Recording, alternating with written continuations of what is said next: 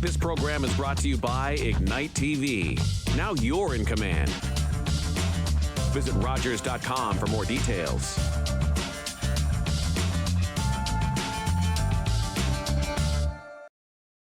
The opinions expressed in the following programs are those of the participants and do not necessarily reflect those of Rogers nor Rogers TV.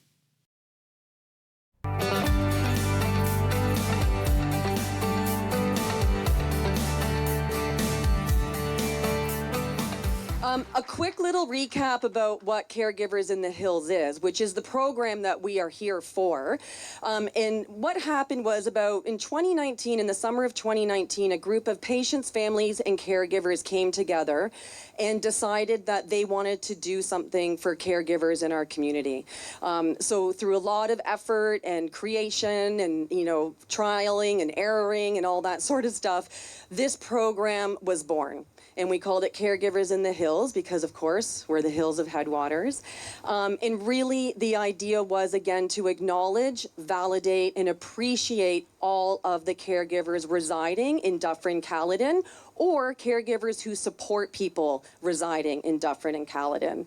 And what we're trying to do with this program is validate your role. You get your ID badge. You use that in health and social care settings in order to be recognized and acknowledged and be able to be there to support your loved one. And then we also have businesses who provide discounts and perks for you at their business if you show them your badge. So don't forget to wear your badge out. So with that is our program. We are trying to promote it, raise awareness. So even if you're not a caregiver, spread the word out there. We want as many members as possible. I think we're sitting at about 140 right now, Deanie, 140 members. So that's great. We really want to raise those numbers. So thanks again for supporting our program, everybody. And hopefully it's just going to explode so we can't even handle it. That would be awesome. So I am going to turn the microphone over to Tracy Coffin. She is our Executive Director of the Hills of Headwaters Collaborative Ontario Health Team. I'm not allowed to use acronyms, so I had to say it. And that is who also made this program possible because it is a program underneath our Ontario Health Team. So I'd like to introduce you to Tracy Coffin, and she's got a few words to say. There you are. Thank you. Thanks, Heidi. Heidi is amazing, and I've discovered that everybody knows Heidi. There's nobody that doesn't know Heidi. Everywhere I go, oh yeah, that's Heidi. I know Heidi. You work with Heidi. Yes, I do. Okay. Thank you very much. As Heidi said, I'm the Executive Director of the Hills of Headwaters Collaborative Ontario Health Team. And our role is to bring together healthcare providers in Dufferin and Caledon to work together to provide services in an integrated manner to make it easier for people to get services. So that's what the Ontario Health Team does. And all of you as caregivers are an important part of our team as well. So we wanted to take an opportunity today to say thank you, to provide you with appreciation, to say that we see you, we hear you, we understand what you're going through, and we want to be able to help you as much as we can. So please reach out. Heidi and Deanie are incredible in their roles on the Caregivers in the Hills program. I always lose the S. Caregivers in the Hills program, and they will try and connect you as best they can. I did want to say that being a caregiver to a loved one, a friend, a neighbor, a family member is a very difficult, trying job. It's a job that often doesn't stop. There is no off switch, there's no vacation time, especially if you live with your loved one. And today, we really want to say thank you. As a caregiver myself, I know firsthand the everyday struggle that all of you go through in trying to put someone else's needs ahead of your own. And it is very, very difficult. It can take a toll on you physically, mentally, and we have to remember to look after ourselves and look after your own health. We're hoping that this day allows you a bit of a breather to do just that and to understand we appreciate you. There are about 4 million unpaid caregivers in Ontario right now. Those caregivers play the role of personal support worker, nurse, physiotherapist, social worker, visitor, and companion day in and day out. And their contribution to our healthcare system is over $28 billion. So you have to think about that you are looking after people, allowing them to stay with dignity in their own homes, in their own communities, which we know is the best thing for everyone. There's no place like home. With our Caregiver in the Hills program, as I said, we hope that we'll be able to provide some support and resources, and that you will get in touch with us and let us know what we could be doing better. And we do have big plans for this program in the future. And starting with today's event, we hope to see you all in person again real soon. So thank you all for coming. I'm going to hand it back to Heidi so I don't mess up the order of things. And I want to say thank you to everyone for coming today. Thank you so much, Tracy. Next, we also have someone joining us from the Ontario Caregiver Organization, which is based out in Toronto, and that is Katie Muirhead. So Katie, if you'd like to come say a few words. Oh, thank you. Should have worn my sunglasses. Good day, everyone. Wow, there's a lot of you here. Before I get started, I just want to thank our organizers for today. If you've ever put on an event, this is no easy task. So I want to give a big round of applause to all of our volunteers and the folks involved in putting on Caregivers in the Hills Caregiver Appreciation Day. Yes, this is phenomenal to see so many folks out here. And I want to say Caregivers in the Hills and the Hills of Head, and I'm going to mess up and I'm going to use an acronym, Hills of Headwaters Collaborative Ontario Health Team. Thank you. Thank you. Are beautiful examples of championing work for caregivers in their community. Today speaks for itself. The Caregiver ID badges, such amazing work going into supporting all of those family caregivers. And as you just heard, there's 4 million of you across the province of Ontario, and I suspect that number continues to grow. It's regardless of how old you are. You can be 8 years old in caregiving, you can be 108 in caregiving. Doesn't matter where you live or who you're caring for. It could be a friend, it could be a neighbor, it could be anybody. You're all caregivers and you make a significant impact in your communities and to the people that you love. As we heard, basically you're the backbone of our healthcare system. You provide 75% patient care. You're important to our communities and to the people that you love. And there's a lot of benefits that come with caregiving. I know as a caregiver myself, as a young caregiver for my grandparents with dementia and with Alzheimer's and stroke, I got to spend time with some people that as a 15-year-old you're not really going to spend as much time with. Build memories, laugh at things that maybe other people don't find so funny, but you make negative things into good. But there's also an impact, right? There's an impact on our time, on our work-life balance. 64% of caregivers are balancing caregiving and work. You're caring for your families, you're existing with your spouses, your partners, you're caring for one or more people, and you have a job. How do you do this? And it all takes a toll on your well-being, your mental health, your physical health, and your personal relationships. So I want to thank you all for coming today. We've heard that there's wonderful services out here. My organization is also here to provide information, resources, support. We're inside. Sorry, folks outside. I got a little air conditioning today. But happy to chat with you about what we offer. But there are so many phenomenal local organizations here to provide you with resources and information. So at our organization, we support folks across the province of Ontario. We have a 24/7 helpline, or if you call, you'll get a real live human on the other end of the phone.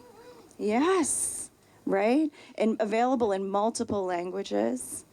We have peer support programming, one-to-one, and support groups for all folks and all caregiving experiences. We have young caregiver programs and services for folks 25 and under. And that's a bit of my soapbox moment, so I'm not going to take up time today talking about it, but happy to chat with folks inside if you're a young caregiver and you're looking for supports. We have mental health and well-being programs, coaching programs, resources, education, all kinds of things available for you as a family caregiver. So I'm going to stop talking now because there's a lot of cool stuff out here, and I'm a little jealous because I want to go shopping too. And I'm going to turn it back over to Heidi and just say enjoy your day, and I hope to chat with all of you at some point today. So thank you. Thank you so much, Katie. Yeah, and be sure to visit her inside, and go inside anytime you need for the air conditioning and again for the water. Next, we have the mayor of Orangeville, Lisa Post. She was lovely enough to pop in, and so I'm making her say a few words. So thank you, Lisa. Thank you so much, Heidi, and thank you to the entire team at Caregivers in the Hills.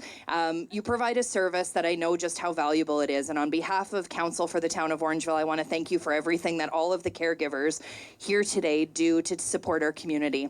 I just recently finished my degree in community development, and I did my last research project on aging in place. And I did a research study with a number of aging seniors in the community across the province. And overwhelmingly, the fear that I heard from them was that they were fearful of becoming caregivers and not having the resources or the knowledge of what resources they would need in their communities, or that they were afraid of not having a caregiver there to support them when they were in need. Overwhelmingly, people want to stay in their homes. We heard that loud and clear through our research study. And, you know, Caregivers in the Hills is providing an innovative, collaborative solution in our community, and we are so fortunate that you were brave enough to come forward and put this organization together, because I can tell you that in that research study, this would have been the game changer for some of those seniors that I did the research study with, knowing that there was an umbrella organization that they could come to find out what resources were available, to coordinate care, and to be collaborative, I think is a game changer in our healthcare system. So thank you to the team for bringing all the caregivers together and for showing them that they're not alone and that they have the supports in the community to be able to do it. So thank you for having me here today, and thank you to the caregivers for everything you do. But welcome. My name is Sylvia Jones. I am the Provincial Member of Parliament for this beautiful riding called Dufferin-Caledon, and I also have the honor of serving as Ontario's Health Minister. And, you know, when I think of caregivers, I am reminded of, remember when we used to fly in planes? Remember that? And the flight staff would begin with if there is an accident and you need to use your mask, make sure that you give it to your child first before you put it on yourself. And it speaks to me about caregivers. You know, it can be a very stressful job, but it also can be incredibly, incredibly satisfying. You know, we have, from personal experience, someone mentioned the funny stories. My children have had an experience with their grandparents because of the caregiving that they were able to provide. And whether you need help for an hour, a day, all week, know that there are organizations here in Dufferin-Caledon that can help you out. And it doesn't have to be I feel like I failed. It's I want to make sure that my loved one has the best experience. And sometimes that means reaching out for help. So I'm really, really pleased that you have put this event on, because I think a lot of people don't know how many unique organizations we have here in the riding that are making a difference and can help you with that journey.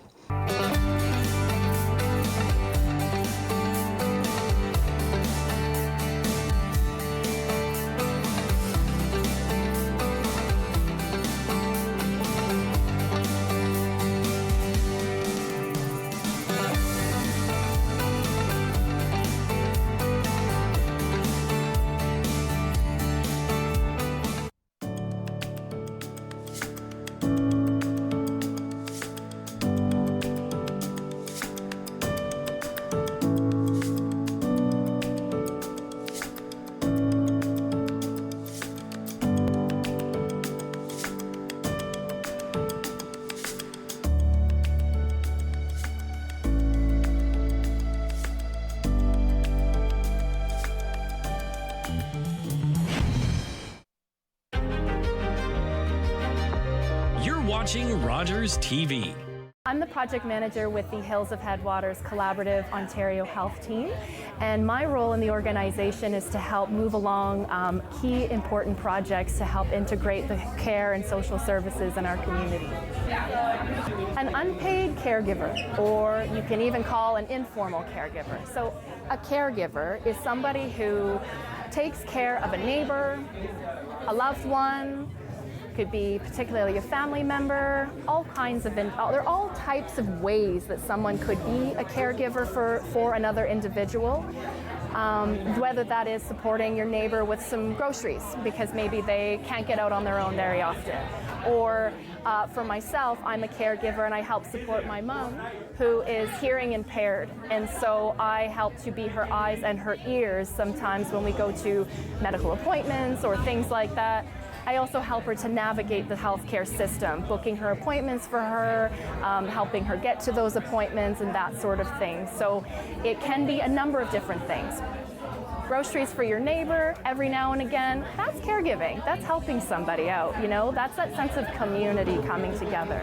Or as far along as being able to physically attend and support an individual in your home or a family member. We are a group of health and social service organizations that come together to collaborate to better improve health outcomes for residents of Dufferin-Caledon. One of the programs that we operate is the Caregivers in the Hills program. And that program is what wonderful event that we're here for today. And what we do is we help to validate caregivers in the community by giving them a voice and bringing them together as one community so that they're not alone, you know, when they have the responsibilities that they need to have for caregiving. So a few ways that we do that is we have a caregiver ID badge, and that badge is something that a caregiver is able to bring to medical appointments, businesses around, and it helps to provide them with a little bit more of that validation of that individual that needs to be there to be that support person for their caregiver, for their loved one, I should say. And so that is a big part of the work that we're doing. We're working with a lot of local businesses to be able to recognize that badge and to be able to offer discounts or supports. So it gives our caregivers a little bit more of that break when they do go out into the community through medical services or even with businesses, local organizations around. And then we also connect them with all of the health and social services locally. So you don't know what you don't know, right? So when you're a caregiver, you might be a bit lost in navigating the healthcare system and trying to figure out, where do I need to go? What do I need to do to help my loved one? When you're connected in with our program, we have staff and we also are partnered with many organizations to be able to listen to what your needs are and connect you with services in the community while also connecting you with other caregivers so that you're not alone.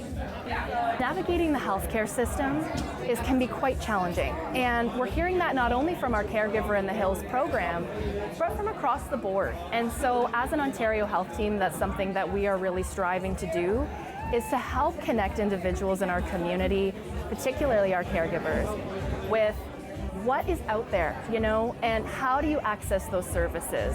There's so many great services that are offered in Dufferin and Caledon, but people don't know about them. And so we're trying to bridge that gap for the community and to be able to take that burden off of caregivers, especially when they're have so much on their plate, you know, trying to take care of their loved ones, probably working a full-time job and doing multiple different things. So when we're able to take that load off of them and connect them to the services in an efficient way, we're able to help reduce some of that burden for them. Yeah. An ideal future state for Caregivers in the Hills, our program through our Ontario Health Team, is really having our caregivers know not only who we are, but know that they're not alone and know that they have access to resources locally. And when they feel that they don't, they have a number that they can call and they have a team wrapped around them to be able to point them in the right direction and help them along their way. So ultimately that would be the goal. Yeah. Being a caregiver is a lot of additional work sometimes for an individual in terms of it could be financially, it could be emotionally, it could be time. And not everyone always has the capacity to be able to care for a loved one and care for themselves. And some of those circumstances that can be quite challenging for individuals.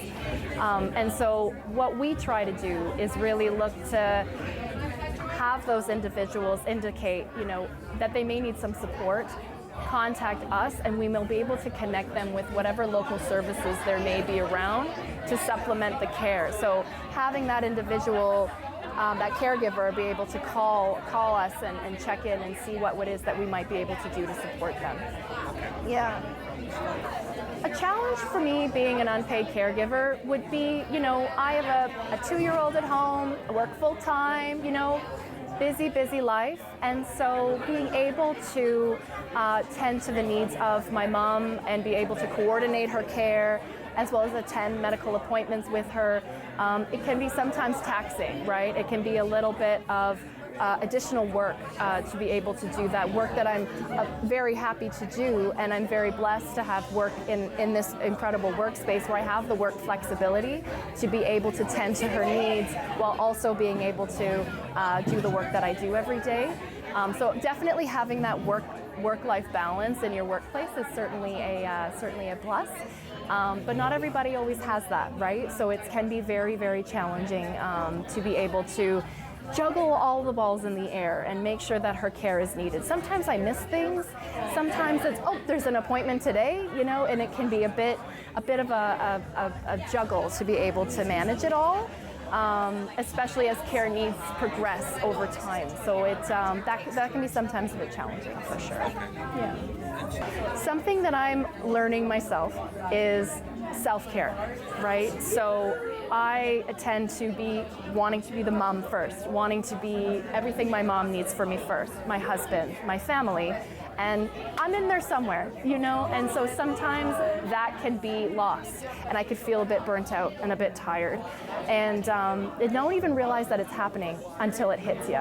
And so recommendation I would give to anybody is really, while you're out there doing the amazing work that you're doing for your loved ones, your neighbors, your family, really look inwards and see what it is that you need to fill your cup, whether that's sometimes a break, whether that's taking that yoga class one day a week, going for a walk, decompressing.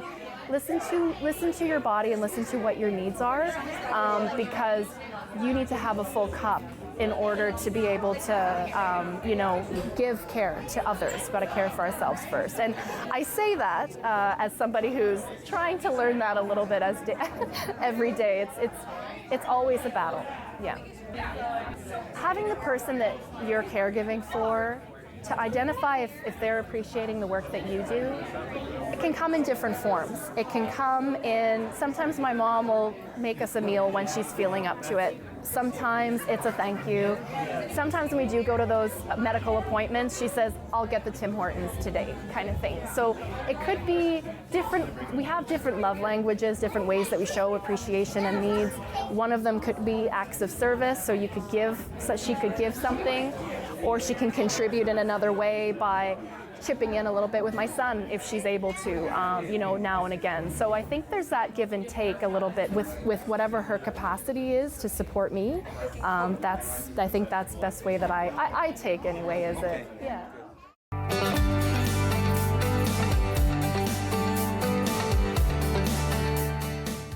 Caregivers are in a very unique place that they spend a lot of time for someone else. Usually someone they love, someone they care about, so they do it because they love, but a lot of times there's a lot of thoughts, feelings, emotions that they don't get to share. So the purpose of the journaling workshop today was to kind of give that opportunity to explore different ways that journaling can be a place to express those thoughts and emotions. The workshop itself, we set it up in kind of 3 different parts. So we started out just having them, they chose a word and we just wrote about that word. No pressure, nothing, no direction, just whatever came up about that word, just to allow them kind of to start getting things on paper. And then we went into more practical journaling. So a lot of times with journaling, it's a great way of kind of going through thoughts. So we have a lot of times there's thoughts in our heads that we can't make sense of. So being able to write them out and work through it is a great opportunity, as well as just to give us a space to organize our thoughts as well. So kind of a nice way for caregivers to kind of use a journal to simplify life a little bit. And then we finished off with more focusing on emotion and being able to express emotion, because again, a lot of caregivers internalize emotions and aren't able to express it or don't feel they're able to. So journaling is a place that they can express those emotions. Some people choose to use their journal as a way to communicate with others. If they're not able to say what they want to say to someone, they may write it and say, hey, can you read this? A lot of people use it as more personal, to be able to put out their innermost thoughts and feelings without any pressure of anyone else having to read them. And again, it's a very personal choice on which way they choose to take it. What's a journal? Any time of day. It depends on when you can get a moment. So for some people, it's just a quick, you know what, I have 5 minutes, I'm gonna grab my journal, I'm gonna write right now. For other people, they'll set a time. So some people will do it first thing in the morning, write out what they're doing for the day, any expectations or hopes for the day. Some people will write at the end of the day, kind of reflect on what the day went before they go to bed. There's, again, depends on the person, depends on what works for them. Some people, they're like, oh wow, I had some really interesting things in that journal. I'd like to make it official and write a book from it. Other people, they're like, okay, that one's done. I don't ever want to think about it again. They'll throw it away. So it very much depends on the person and what they wrote in that journal and what they're comfortable doing with it. Okay. And what comments do you get from the participants when they're finished? A lot of surprise. So a lot of surprise on what comes out. Sometimes it's the process itself. It's like sometimes we had someone who said, you know what, I usually pick a topic and I write, and if anything comes out, I just ignore it and focus on the one topic. And this time I chose to just follow whatever popped into my head and change. And when I got to the end and read back what I wrote, I was shocked at what came out. Because they'd never done it that way before. Other times it's like, wow, I know I felt this emotion, but I didn't know I felt as deeply as I did. So being able to express it. We get a lot of emotional expression, so tears, laughter, things like that will come out as they're writing through the journal, or even afterwards when they look back at it, and it can really impact people to kind of see the journey that they went on in that journal. It's good for anybody of all ages. Absolutely. Yeah, just to be able to let your thoughts out, express yourself, find a way to give yourself permission to experience what you're experiencing. So the first board is words, so I had them actually physically take the word off so they could have it with them, they could hold the word, they could write it out. So they chose from the list. And again, some of the list is more just inspirational words, some of it is more personal words. So they had the ability to choose whatever stood out to them. And then as we progressed, each board had prompts that kind of led in a certain way. So I put 3 on each so they'd always have a choice. So you never feel pressure on what you have to write, it's whatever you choose to write. Okay. So how therapy works is it's a way to have an outside support system to process through what you're experiencing. Journaling does the exact same thing, except instead of a person that's allowing you to express what you're feeling and experiencing, it's a book. So you're able to write out whatever you want to write about and you're able to let it out. So it's definitely a form of therapy.